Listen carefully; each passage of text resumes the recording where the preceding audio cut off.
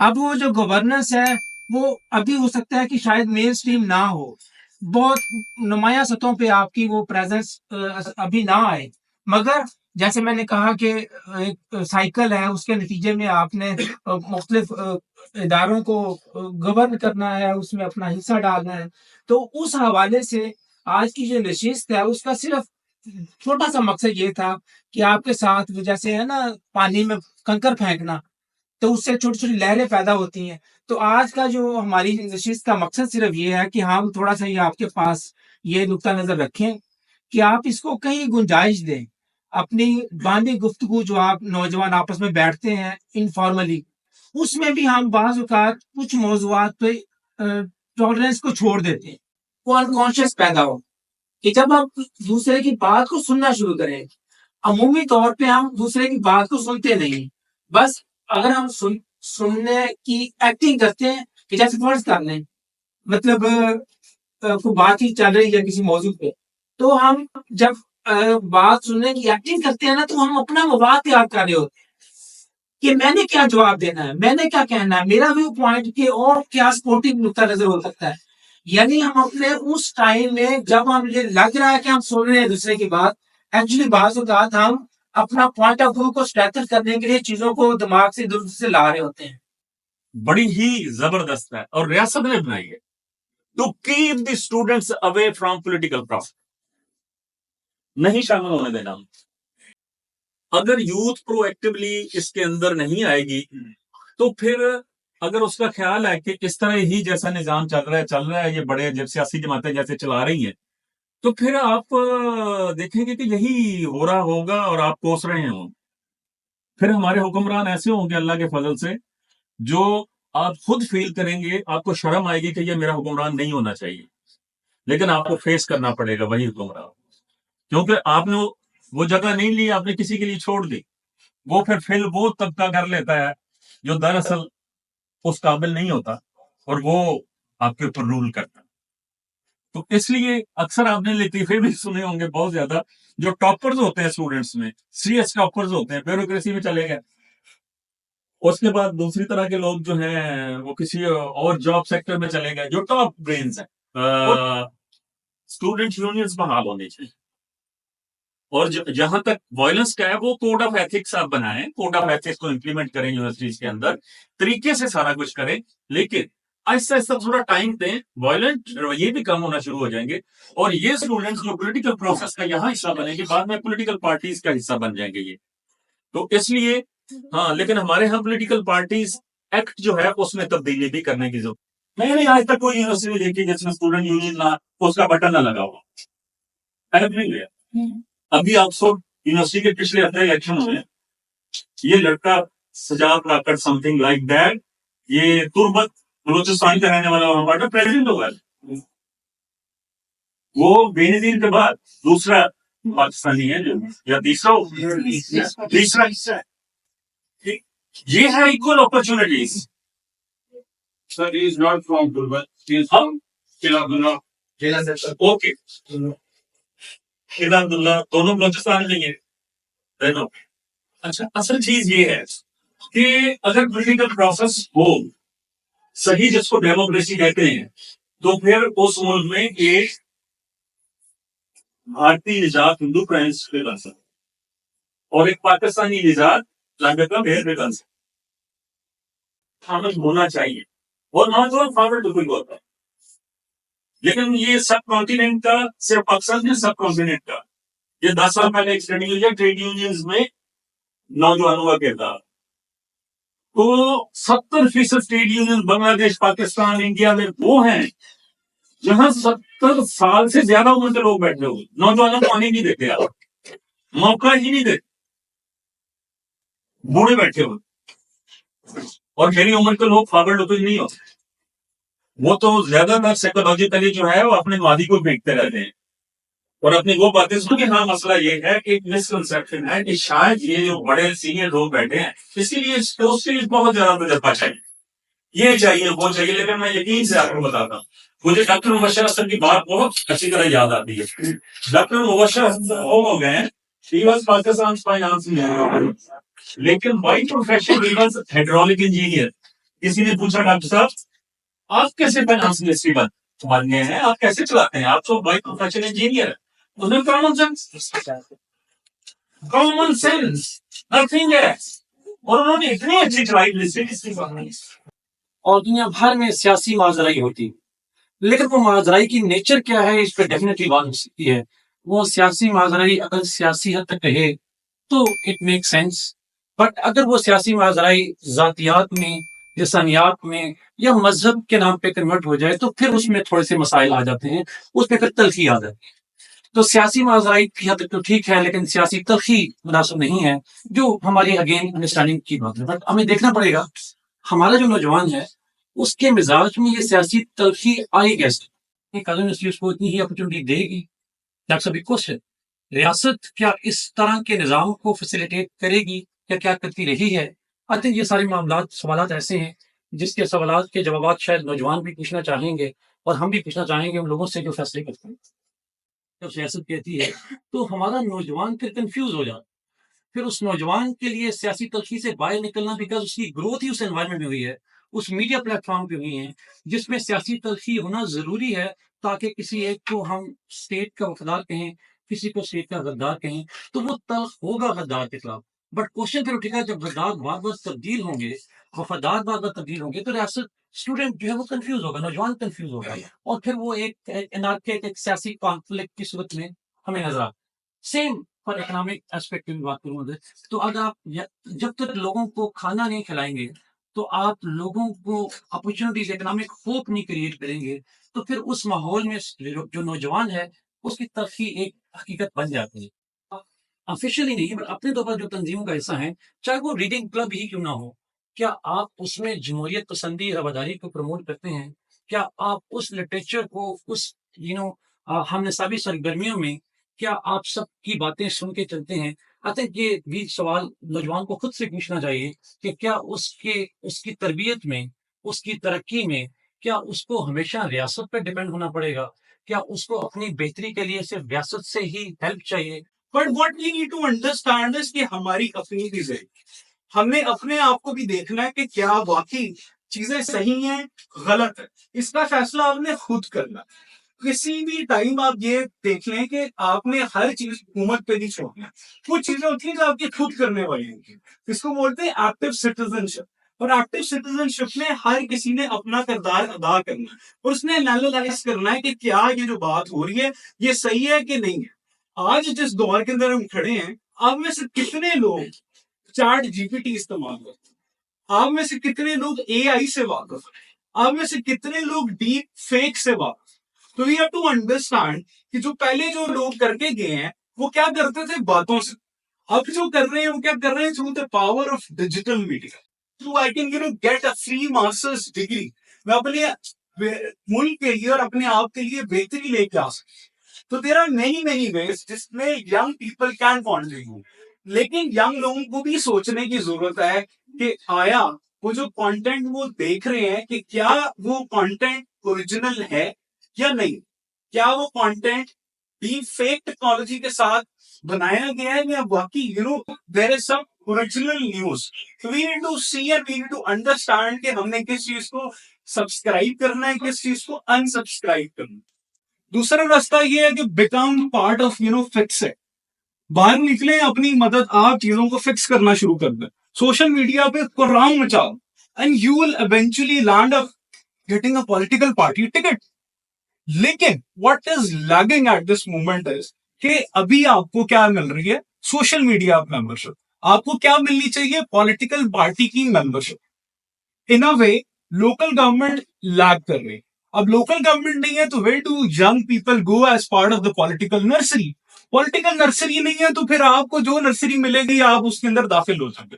अरे आप सारा कुछ वो इसलिए है कि हम ये समझना चाह रहे हैं कि कौन सी ऐसी चीजें हैं जो हमें तलखी की तरफ ले जाती और उससे बचने का क्या तरीका है। और क्योंकि आप यूथ हैं और इस यूथ में खवातीन भी शामिल हैं, लड़कियां भी शामिल हैं और लड़के भी शामिल हैं, तो आपका मुमकिन किरदार क्या हो सकता है।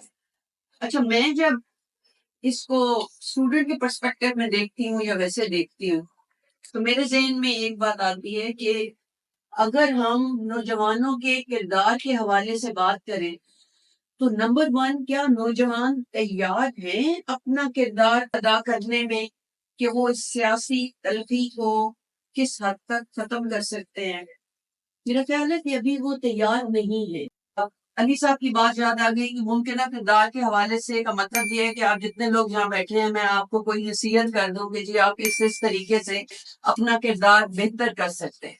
लेकिन चूँकि उस्ताद हूँ और काफ़ी अरसे से उस्ताद हूँ, यानी 25 साल जो थे वो इस तरह से बैठी और अब 25 साल इस तरह खड़े होते हुए गुज़ार दिए हैं। तो हर एक चीज़ को ज़रा थोड़े से सिस्टमैटिक तरीके से देखने की आदत सी हो गई है। क्या आपको पता है कि सियासी तल्खी और महाज़राई का मतलब क्या है? ये होती क्या है? क्योंकि इसका मतलब सिर्फ ये नहीं है कि आपकी जो पॉलिटिकल एनवायरनमेंट जिसको हम कहते हैं या जो सियासी माहौल है वो क्या है?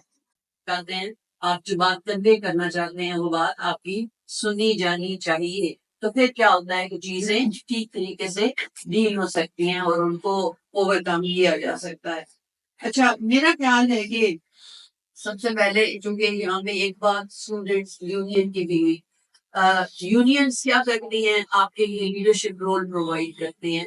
लेकिन उसका एक अल्टरनेट भी हमारे पास है और वो अल्टरनेट हमारे पास स्टूडेंट्स सोसाइटीज़ की शक्ल में है।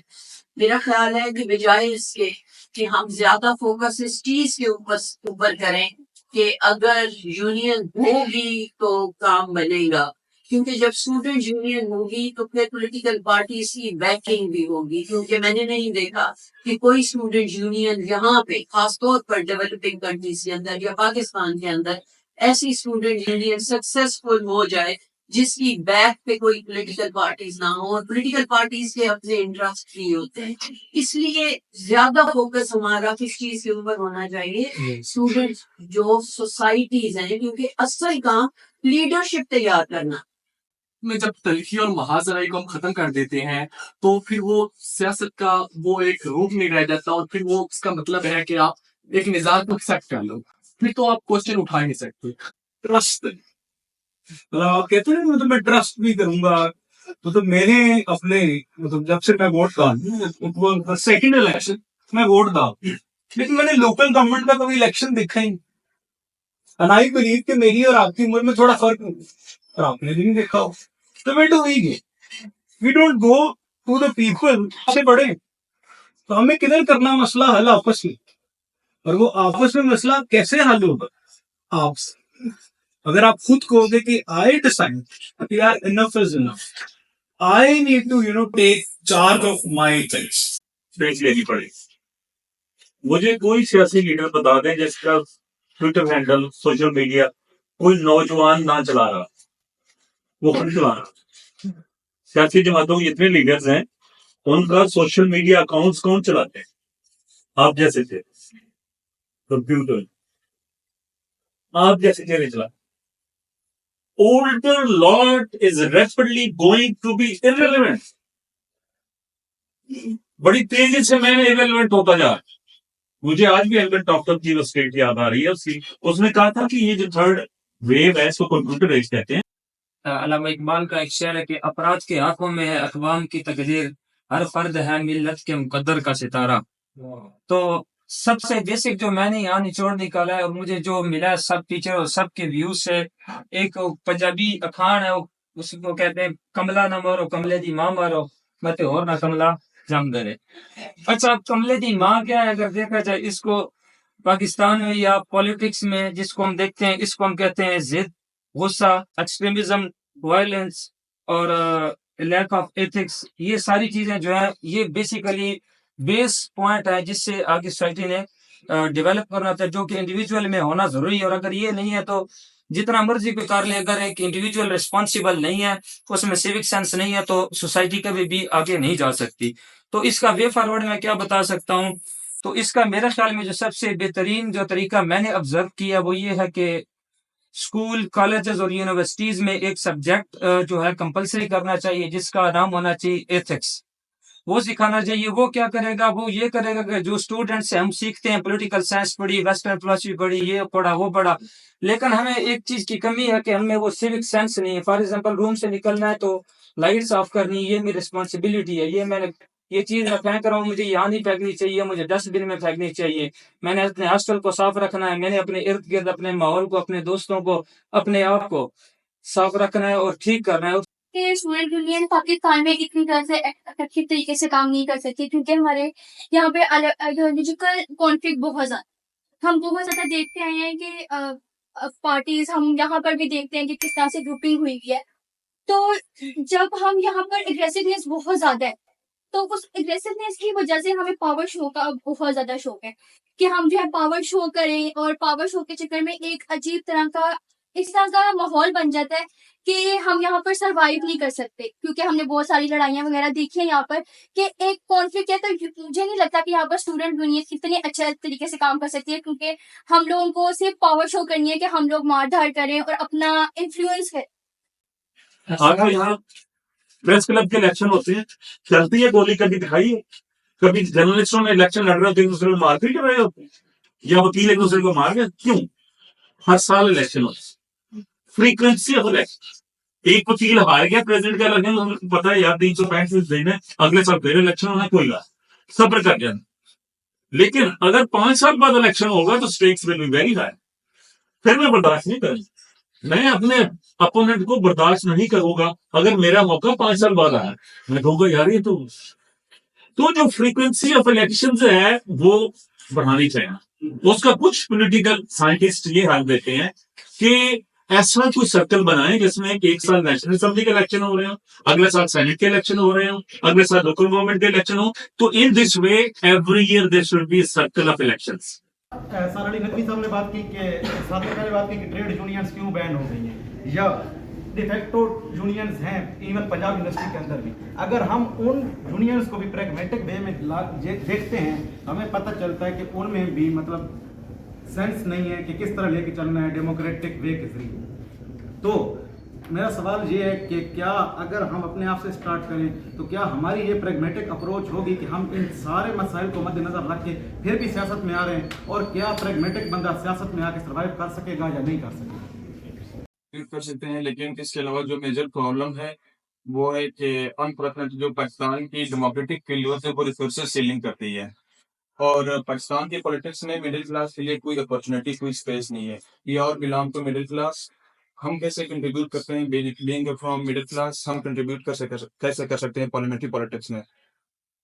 From 8th semester, actually, first of all, I am confused on our today's discussion point. जैसे कि आपने लिखा हुआ है सियासी तलखी और महाजराई के खात्मे में। Actually all of the speakers, आप में से कोई भी खात्मे की बात नहीं कर रहे, आप सब उसे कम करने की बात करो। तो actually first of all we need to redesign our topic. हम इसे खत्म नहीं कर रहे, हम इसे कम कर रहे। और दूसरी बात है, पॉलिटिकल पोलराइजेशन की बात करें तो मेरे ख्याल में पॉलिटिकल पोलराइजेशन एक्चुअली ये किसी भी सोसाइटी में होनी चाहिए। ये हमें नौजवानों को या यूथ को एक मौका देता है कि वो एक यानी हक या सच, जिस तरह हम कह सकते हैं कि उसमें ये इक्वली डिवाइड कर सकता है, झूठ या सच में इक्वली डिवाइड करता है। जैसे हम इसके एग्जांपल्स देख सकते हैं। 1980s में यूएसए की एग्जांपल है कि रोनाल्ड रेगन की वो कंजर्वेटिव पॉलिसीज थी, और जो उसके अपोजिट था उसकी वो डिफरेंट पॉलिसीज थी। तो इसकी वजह से अमेरिकन पीपल को, अमेरिकन सोसाइटी को ये इक्वली डिवाइड मिला कि वो चूज कर सके क्या उनके लिए ठीक है, क्या उनके लिए गलत है। देखे तो फ्रीक्वेंसी ऑफ इलेक्शन तो हमें लेके जाए। अगर हम इसके बरक्स पार्टी की जो तादाद है, जैसे कि पाकिस्तान में 103 है, अगर हम फ्रांस की मिसाल ले ले तो फ्रांस में 1871 से लेकर 1928 तक जो है 28 कैबिनेट 38 कैबिनेट जो थी वो नीचे गिर गई थी। मतलब हर एक कैबिनेट की जो मुद्दत थी, 28 कैबिनेट की मुद्दत की तकरीबन 1 साल थी। तो अगर हम जो पार्टी की तादाद है पाकिस्तान में जो कि 103 है, अगर इनकी हम तादाद कम करें तो आप इसके बारे में क्या कहते हैं? क्योंकि हमारे जो सियासत और महाजराई की जो बात है, तो हमारी पॉलिटिकल जो हर पार्टी जो है उसका अपना आइडियोलॉजी है और अपनी उसकी टसल है, तो हम इसको कैसे ओवरकम कर सकते हैं? मतलब अगर ये एक पॉजिटिव पॉइंट हो सकती है अगर हम पार्टी की तादाद को जो है वो कम करें। मेरे सवाल को याराई को रियासत के खिलाफ बगावत करार दिया जाता है, उसे डिजिटल दहशतगर्दी कहा जाता है। हमारे यहाँ डेमोक्रेसी डिवाइस है और मतलब कुछ ज्यादा एज नहीं है इसकी, और प्रॉब्लम्स आते हैं, और प्रॉब्लम्स हैं भी इसलिए। जो मेरा नुक्ता नजर है फ्रीक्वेंसी ऑफ इलेक्शंस का, वो यही है कि ये आम में तहम्मुल एक बुर्दबारी पैदा कर देती है। अब वेट करते हैं अगले साल के इलेक्शन आने हैं, चले अगले साल, तो ये एक फिलॉसफी है जिसके तहत रजिस्टर करवा सकते हैं। हम ये नहीं कह सकते कि बस जी उसको सख्त कर दें, लेकिन मैं एक चीज जरूर आपको बता दूं कि हमारे यहाँ इलेक्शन कमीशन जो है मेरी समझ से तो बाहर है। दुनिया में इलेक्शन कमीशन एम्पावर्ड है और इतने हैं कि वो पॉलिटिकल पार्टीज को फंडिंग करते हैं, सियासी जमातों को कहते हैं अपने ऑफिस बनाएं, और शहरों में दफ्तर हैं, उसका बिल पे करते हैं, इलेक्शन कमीशन पे करता है। उनके ऑडिट, सालाना ऑडिट पॉलिटिकल पार्टीज का इलेक्शन कमीशन करता है। यानी वो इलेक्शन कमीशन वहां का ये समझता है कि ये एक सियासी जमात है, और उनको वो फैसिलिटेट करता है, और बाकायदा उनके साथ शेयरिंग होती है, मीटिंग्स होती हैं कि भाई आपकी ज्यादा मेंबरशिप औरतें हैं, मर्द हैं, कौन से ग्रुप्स हैं, मतलब सोसाइटी के क्या सारे इंक्लूसिवनेस है कि नहीं है, बहुत ज्यादा करते हैं। तो एक सियासी जमात में घुसे हुए, फिर वही इक़्तिदार में घुसे हुए, तो कोई ऐसे रूल्स बनाए जा सकते हैं जिसमें यह कहा जाए कि क्लैश ऑफ इंटरेस्ट पॉलिसी के तहत भाई रिश्तेदार नहीं आ सकते। कोई 10 साल 5 साल, मैं ये नहीं कहता, एक बुनियादी इंसानी हुकूक के खिलाफ लगता है बज़ाहिर ऐसी प्रपोजल, लेकिन बाज़ औक़ात आपको सीधे राह पे चलने के लिए कुछ बुनियादी हुकूक पे कुछ अरसे के लिए कंप्रोमाइज भी करना पड़ सकता है, वरना ये मरूसी सियासत खत्म नहीं होगी। आपको मुझे मौका नहीं मिलेगा, सवाल ही पैदा नहीं होता। फिर ये पैसे की सियासत भी आपको और मुझे बाहर रखने के लिए, जिसके बाद पैसे नहीं क्यों आए। हालांकि जैसे इतनी खूबसूरत गुफ्तगू नकवी साहब हैं, ये शाह साहब काशिफ हैं, मतलब क्या असेंबली में बैठ के ये बातें करेंगे तो हल्की करेंगे, they are the best speaker. ये सैकड़ों लोगों से बेहतर है मेरे दाएं बाएं बैठे हुए, बट नहीं, इनको मौका नहीं मिलना, मौका दिया ही नहीं जाना। और उसका यही है कि हमें वेट भी करना चाहिए, और मैं अगेन कहूंगा कि स्ट्रगल जारी रखनी चाहिए, और इसके अंदर फ्रीक्वेंसी ऑफ इलेक्शंस, बार बार उसकी पार्टिसिपेशन, एज अ वोटर ही आप पार्टिसिपेट करेंगे फिर भी आपको बहुत कुछ लाभ नहीं होता, एज अ कैंडिडेट तो बड़ी दूर की बात है पॉलिटिकल प्रोसेस में। और इसके अलावा इसकी वजह से जो यूथ है it falls victim to the more simple and generalised form of political information, और वो जो पॉपुलिस्ट नैरेटिव्स हैं they fall victim to that. तो that in turn contributes to more polarization. तो इस पे at fault कौन है, मतलब इस lack of information और lack of interest जो है यूथ को, इसकी क्या वजह है प्राइमरी? सबसे पहला क्वेश्चन मेरा ये है कि पाकिस्तान की जितनी भी आबादी, टोटल पॉपुलेशन, चाहे वो आजकल सिटीज में भी रहती है, लेकिन उनकी सोच और वो ज्यादातर जो है वो रूरल एरिया से हैं। तो यहाँ पे एक सोशल फैक्टर है, लाइक नौजवान सियासत में आते हैं, वोट भी डालते हैं, लेकिन आपके सर ने भी बात की कि हम अपने बड़ों की सुनते हैं, अपने अब्बू वगैरह की, वो जिस पार्टी को वोट देते हैं हम भी उसी पार्टी को वोट देते हैं। तो क्या ये सर हम इस चीज को कैसे टिकल कर सकते हैं, एक ऐसे इंसान के खिलाफ जाना जो हमें प्रोवाइड करता है, हमें खिलाता है, हमारी एजुकेशन के पैसे देता है, और हमारी एजुकेशन के बाद, डिग्री के बाद हमारी शादी भी करवाएगा, तो शादी के बाद भी पालता है उसे। लेकिन मेन बात ये है कि आजकल एक इस जनरेशन में भी काफी सारी गलतियां होंगी, खामियां होंगी, लेकिन एक गलती जो हमसे पहले वाली जनरेशन में वो ये है कि उन्हें अपनी हर बात सही लगती है, तो आगे वाला नाराज भी हो जाता है, और जो नाराज होता है घर भी उसी का होता है। तो हम उसी के, जब तक हम अपने इंडिपेंडेंट हो, हम जब तक हम इंडिपेंडेंट होते तब तक हमारी उम्र 30 से कम होती है, तो तब हमारी यूथ ही नहीं रहती। तो पहली बात। तो दूसरा, तो इस सेक्टर को, इस सोशल सेक्टर को हम कैसे डील करेंगे? इनके सवाल सुनने के बाद अंदाजा हुआ कि चैनलाइजेशन ऑफ यूथ पे बात नहीं है, जो मिसिंग एस्पेक्ट है ना, कि बेसिकली वो चैनल्स डिफाइन करना है इनके लिए। जरूरी नहीं है कि सबने पॉलिटिकल पार्टीज या स्टूडेंट यूनियन में जाना, आप जहाँ हैं जिस तरह अपना रोल प्ले करें। मैं एज अ टीचर ना यूथ में आती हूँ, ना सीनियर सिटीजन में आती हूँ, मैं क्लास के टाइम पे चली जाती हूँ, स्टूडेंट्स को ऑनेस्टी से पढ़ाती हूँ।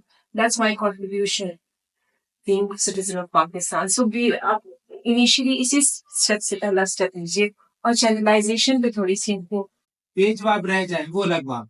यानी यहाँ से जवाब अगर नहीं भी आता तो आप खुद भी तलाश कर सकते हैं, खुद खंगाल सकते हैं। यहाँ से डिस्कशन का ये समा बांधने का मकसद ये था कि आप अपना व्यू पॉइंट रखें, और फिर थोड़ा सा बाद में तोल लें उसको कि आप जिस व्यू पॉइंट के साथ हैं क्या वो रैशनल के साथ है, क्या वो पाकिस्तान के साथ जोड़ने की बात है? आप सारे दिन का कितना टाइम एक टीचर के साथ क्लासरूम में गुजारते हैं और उस क्लास में भी हमें बहुत सारी चीज़ें एकेडमिक होती हैं, कुछ बहुत सारी है ना जो को रिलेटेड होती हैं चीज़ें। तो आई थिंक हमारा एक रोल जरूर है, we can play a role but we have only a slight role. There is a whole lot world outside this campus, this classroom जो आपको इफेक्ट करती है। इस वक्त हम जितनी बात करें, स्पेशली मीडिया की जब हम बात करें तो हम उसी एनवायरनमेंट की बात करें। क्या हमारा मीडिया हमें सेंस सिखाता है, including social media? I think जिसमें मैंने कहा कि वो डायलॉग मीडिया ऐसा है, सोशल मीडिया, जिसमें डायलॉग हर इंडिविजुअल कर रहा है, अथॉरिटी नहीं कर रहा। आई थिंक दिस फोरम, यहाँ पे हम अगर लोग 5 बैठे हैं, आप उधर बैठे हैं, because we are suppose to be the person who should have the sense of argument and you are suppose to learn him. But social media में ऐसा नहीं। सोशल मीडिया में एवरी इंडिविजुअल कंसिडर हिमसेल्फ और herself as an authority. वहाँ मैं इसको speech of freedom से relate करना चाहूँगा कि हम लोगों ने देखा कि रिसेंट जो पॉलिटिकल कन्फ्रंटेशन हुई उसमें एक बहुत बड़ा किरदार जो यूथ को मोबिलाइज करने में बरताना था वो इसी सोशल मीडिया का था। तो आपका ख्याल नहीं है कि डिजिटल मीडिया जो है वो is a tool for political confrontation, और जो ऑन वन साइड वो इसे हम बात करते हैं कि जो स्पीच ऑफ फ्रीडम होनी चाहिए, और दूसरी साइड पर हम जब पॉलिटिकल कॉन्फ्रंटेशन की बात करते हैं तो ये कॉन्ट्राडिक्टिव वॉइसेस नहीं है कि एक दूसरे के साथ टकरा रही है। तो वो चीज़ आपको गाइडेंस देती है। इफ़ यू गिव 100%, आप जहाँ भी हैं, आपका जो भी रोल है individually, as a student, as a teacher, आप जो भी काम कर रहे हैं अपना 100% उसको देते हैं, तो that's a contribution towards a positive right way. So it's not necessary कि आपको प्लेटफॉर्म मिले तो आप कोई कंट्रीब्यूशन करें, नहीं, वो जहाँ भी हैं आप स्टूडेंट हैं। आज मैं बहुत से देखती हूँ यार teachers, we do not get 100% of the students now, copy paste का काम हो रहा है, जिस तरह का भी काम हो रहा है। सो दैट्स द एस्पेक्ट कि रैशनल होना चाहिए इस मामले में, और दूसरा गिव 100% अपने जो इंडिविजुअल रोल जो आपके इस्तात या जो इसमें आप ऑलरेडी एग्जिस्ट कर रहे हैं। तो हम इस तरह की आप लोग जैसे वाइज है ये कंट्रीब्यूट करता है, यूथ के ऊपर खास तौर पे काम करता है। तो अगर आप लोग चाहते हैं तो आप लोग मैडम के साथ लाजमी डिस्कस किया करें इस तरह के, हम कोलेबोरेशन से पंजाब यूनिवर्सिटी के साथ और खास तौर पे पॉलिटिकल साइंस डिपार्टमेंट के साथ इस तरह के मजीद डायलॉग्स भी जो है वो कर सकते हैं। तो एंड पे आप तमाम दोस्तों का शुक्रिया, और साथ ही मैं मैडम से रिक्वेस्ट करूंगी कि हमारे पैनलिस्ट के लिए जो कुछ सीनियर्स मौजूद हैं वो प्लीज पैनलिस्ट को दे दें one by one. Thank you so much. ये ऐसा नहीं होना चाहिए था, ये क्यों हुआ? जहाँ पे तलखी की बात आती है ना, मैंने आपसे कहा कि जी तलखी उस वक्त पैदा होती है जब आप डायलॉग खत्म करते थे, जब आप एक दूसरे के साथ बैठ के एक दूसरे की बात सुनना नहीं चाह रहे। क्योंकि हमारे यहाँ अनफॉर्चुनेटली जो हमारी जनरेशन है या जो हमसे पहले की जनरेशन है, उन्होंने एक चीज जो सेट कर दी है, और वो सेट ये है कि जो मैंने कहा है वो ठीक है। और उसमें एक और फैक्टर वो भी है कि एल्डरली पर्सपेक्टिव, कि जो बड़ों ने कह दिया उसको मान लेना चाहिए। जो आप बैठे हैं यहाँ पे, वो ये कह रहा है, जो असल जो पॉइंट ऑफ कॉन्फ्लिक्ट है, वो ये कह रहा है कि बड़ा गलत कर सकता है, बड़ा गलत बात कह भी सकता है, और बड़े की गलत बात हमने नहीं माननी। अब आपका पॉइंट जो है वो यहाँ पे, यानी वो जो एक जिसको हम कहते थे कि जी रिस्पेक्ट में मान ले, या वो अब वो चीज डिटेरियोरेट कर रही है, आहिस्ता आहिस्ता आहिस्ता आहिस्ता खत्म हो रही है।